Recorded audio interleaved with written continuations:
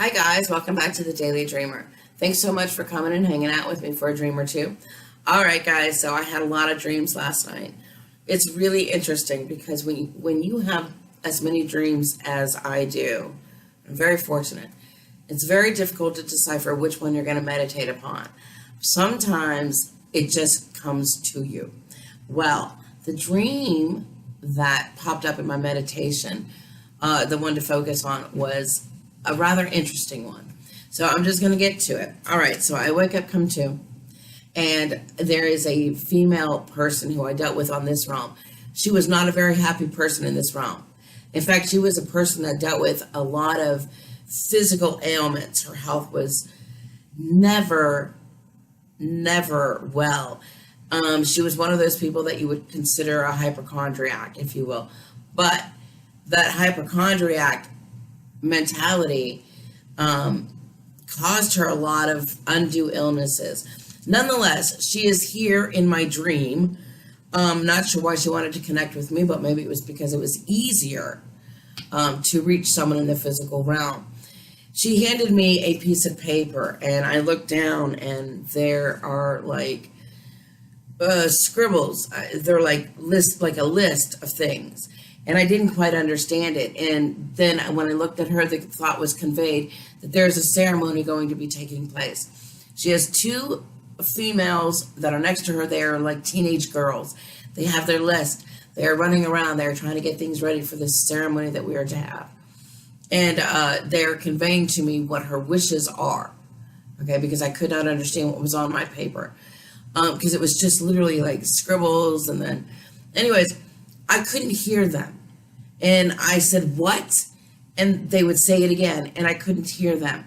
Now, keep in mind, in dream state, there are never really any words. It's only just thoughts conveyed. But they were moving their mouths, and I could not hear. Finally, one of the girls gets up close enough to me because I was really frustrated. She whispers in my ear, but I still cannot hear. So I'm even more frustrated. I take my piece of paper, I crumple it up, and I throw it. Okay? I go to walk away, and I see a man sitting there.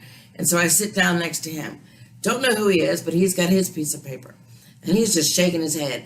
And you can tell he is just becoming more and more upset. And so I said, what's wrong? You know, not saying, it's conveyed. He takes his piece of paper and he crumbles it up and he throws it my way. I pick up his piece of paper. There are no words on there. And I said, well, what's the problem? And he said, this isn't a ceremony. This is not religion. And I said, oh, okay, so what's the problem with the list? He said, there are never any rules here. So he simply was not going to help her either in this ceremony that was taking place for her. So we don't know what to do. We're just kind of sitting there. She appears now, and this is a person who would never, ever, ever wear this in the physical nature. But when she appeared, she had a beautiful, long, flowing red gown that was off the shoulder. And she was just, and I told her this, via thought, you look simply stunning. It was enough that it made everything dissipate and disappear. All of the emotions or frustrations, the frequencies, the little vibes of, angst were gone. It's like it melted them away. And she was just so happy to hear that. So her sister, who was in this physical realm, then appears as well next to her at that point. Her sister has passed on too. Both of them battled a lot. Her sister is wearing the same style dress, only white. And now at this point in time, I sit back down because we don't know what's going to happen. But it didn't even matter because I was whisked back to consciousness. So I never got to see how it actually played out. So that was a kind of a crazy dream. What on earth could it mean? Well, I'll tell you, what came up in meditation, it kind of surprised me, but wait till you hear. So in discussing this lady, it seems she was frustrated because she seemed to think that she needed to follow this set of rules in order to achieve her enlightened state. She was taught that in this realm, if she didn't follow these set of rules, if her suffering or her pain was not great enough, then she wouldn't achieve that enlightened state. Her whole thing down here was when she was in the physical realm, she was a hypochondriac. So she had a lot of illnesses, or so she thought. Her suffering was great because eventually cancer got her. But her whole thought process was, well, if we're all meant to die anyways, why do I need to take care of what's going on here? If the end result is us to die, why? Why do I care about this? Well, let me tell you, the reason you don't want to go out and buy 16 cheesecakes or a 6-pack of beer or a carton of cigarettes is because there are still going to be consequences to these actions in the physical realm. There are ramifications to one's body in creating addictions that might have a consequence on the ascension process for yourself. If you indulge too much, then eventually parasites will form. Some of these, they are addictive behaviors. For instance, when you smoke and you drink too much, we all know the adverse reactions. The adverse reactions can be substantial enough that it leaves one in such a state of pain or suffering. And that it is only through pain and suffering, so she thought, that she could reach that enlightened state. But to engage in such behavior, even though one could still do so, it just wouldn't be advised. But we all have that freedom to choose. So we are all more than welcome to make that choice if that's the case. Just simply be aware that there are always going to be consequences. Some religions believe that the way to enlightenment is believing in the fact that there is the only way of pain and suffering. That is the only way that you're going to achieve that state. If your pain is enough, if you're suffering enough, if you're truly sorry enough, then it is through that you can enter heaven, right? If you're a good person, your reward is going to get you to get in those pearly gates. What's the saying? No pain, no gain. But that's simply not the case. There is a whole nother way to achieving your state of enlightenment. It is a path that involves the heart. It is a higher attitude of understanding that there is an expanded nature of love and compassion. What we don't understand, because we were never taught, was that it is okay to have fun and enjoy oneself. It is okay to have wonderful thoughts without any guilt or stigmas attached. To go out and enjoy yourself is a wonderful thing. It doesn't have to be that old belief stating that you have to control yourself or that you can't let yourself go because you will not be rewarded. This is very important for you to understand, because the energies of someone who is aware, planet A, if you will, they understand that the importance of that heart connection is all about being happy, enjoying oneself, lifting themselves to a higher vibration, all right? Because when you do so, then you become more aligned with yourself, more aligned with the divine, okay? They understand that self-enjoyment is a very important way forward in achieving that state of enlightenment. It's going to be the way of the future, because it's going to start changing your thoughts. It's going to start changing the vibe. So you don't always have to go through pain and suffering to achieve it. In the physical realm, religions believe in a creed. But in the awareness case, there is only a desire to love unconditionally, to do what is right, what is heartfelt.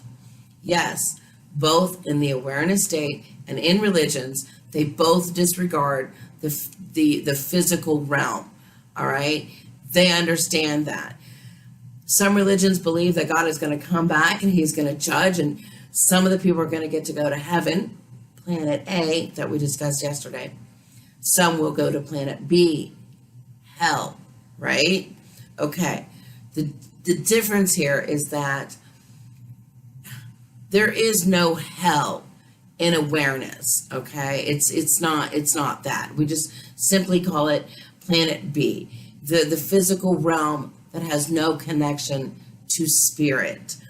The other difference between religious dogmas and awareness is that the heavens that one strive for, they are not considered a reward for a faithful service to an oppressive God who then qualifies you to go either to heaven or to hell.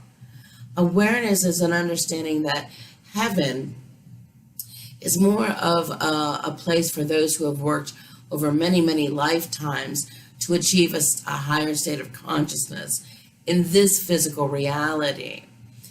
Those who believe in hell, if you will, those who are delegated to planet B as punishment, are supposed to go there, and serve their sentences out for an eternity.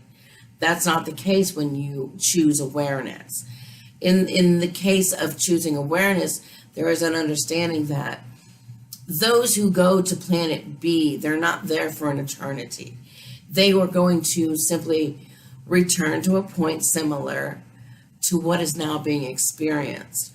Those souls who have chosen to have a further physical experience, isolation, separation from source, will continue to just do so on planet B over and over until they get to the point where they have reached their journey's quest.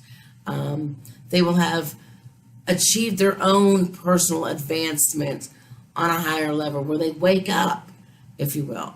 Then at that point, they're able to choose themselves to ascend at a time that is right for them. So there's no hell. There's only just that planet B, a further experience of the physical realm. This is one of the major differences that defines the difference between awareness in the physical realm and religions. Those in awareness believe that there are choices for those who are not ready to be able to make.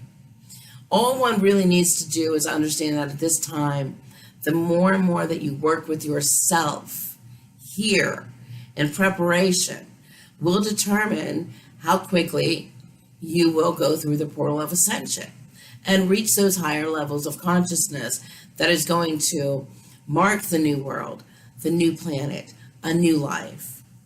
Okay? This moment of enjoyment, this moment of expanded consciousness is what's going to be available real soon to everyone that chooses it.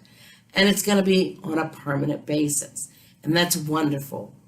When we begin to focus on pleasure and enjoyment and joy and bliss, then guess what happens? We start introducing a new form of energy, both on an individual basis and as well as for others out there. There's a new sense of energy going on. And it actually will affect the environment itself, because the more and more it spreads, the more and more those wonderful thoughts spread, it accelerates towards the manifestation. And guess what? It's going to happen. It is going to be able to change what has been so dark and negative and full of fear and strife. It's going to change what has been so oppressive and so toxic for so long over to a state of complete bliss. It is not simply just in the acts that one performs. It is a holding of a space of an energy of pure enlightened bliss, of happy thoughts. It is a new consciousness that you have to hold in this physical realm. A new order that is going to shift the focus, and that will eventually shift into a whole new reality. So, if one wishes to be of greater service, then enjoy life to a greater degree. Go ahead. You deserve it. Find those moments of enjoyment, of happiness for yourself. Start stringing those moments together as though they were pearls. And just one by one, if you string them together, eventually you'll have a wonderful necklace. And you can just wear them around and just be able to think of them at any point in time and be happy. And thus creating your own sacred space of pure bliss.